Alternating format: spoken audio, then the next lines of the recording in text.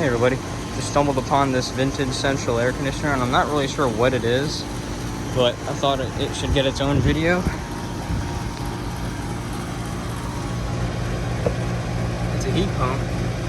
What kind of compressor is that? Looks like a Copeland.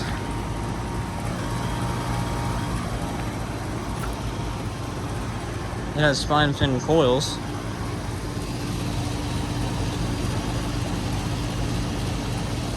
There's a logo.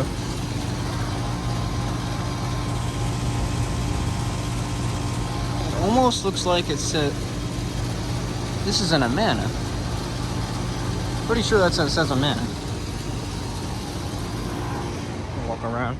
The little sticker on top's faded, so I can't exactly tell what it says, but it looks like it says Amana.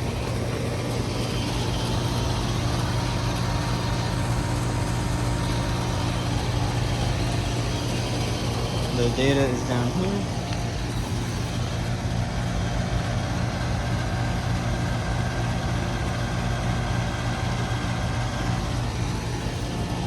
Alright, I have no idea what I'm looking at, so I thought I'd get a little video on that. I'll see you guys in the next one.